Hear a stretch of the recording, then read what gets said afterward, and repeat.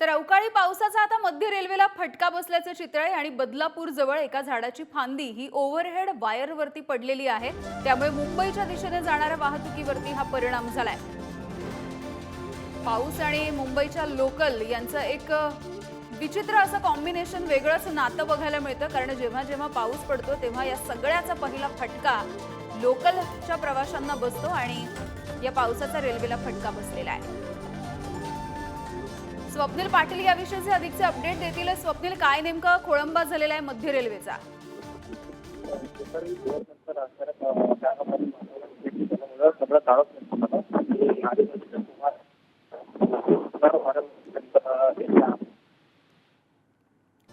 स्वप्नील यांच्याशी पुन्हा एकदा जोडलं जाण्याचा प्रयत्न करूयात। मात्र ही दृश्य आपण बघतोय, बदलापूर जवळ झाडाची फांदी ही ओव्हरहेड वायरवरती पडलेली आहे, त्यामुळे काहीसा हा खोळंबा झालेला आहे।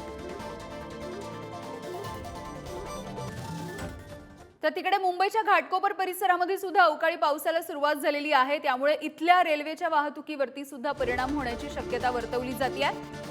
आताच आपण बघितलं बदलापूर आणि त्यानंतर घाटकोपरमध्ये सुद्धा अशाच पद्धतीचा पाऊस बरसायला सुरुवात झालेली आहे। मध्य रेल्वेची ही सगळी स्थानक आहेत, त्यामुळे संध्याकाळच्या वेळेला हे सगळे चाकरमानी आपापल्या घरी परत जात असताना त्यांना आता लोकलचा खोळंबा सहन करावा लागू शकतो।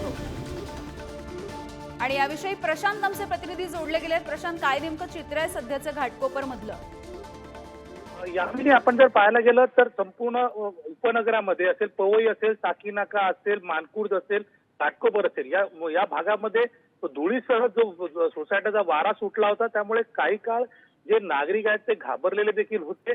मात्र जो संपूर्ण वातावरणामध्ये जो सकाळपासून जो उन्हाळा होता त्याच्या झळा बसत होत्या, त्यामुळे थोडा वातावरणात हलकासा थंडावा निर्माण झालेला आहे।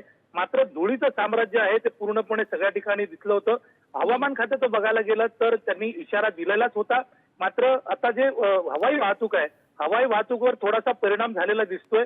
मेट्रो सेवा जी आहे ती मेट्रो सेवा सुरळीत असल्याचं देखील आपल्याला पाहायला मिळतंय। यामिनी, अगदी धन्यवाद प्रशांत या सगळ्या माहितीसाठी।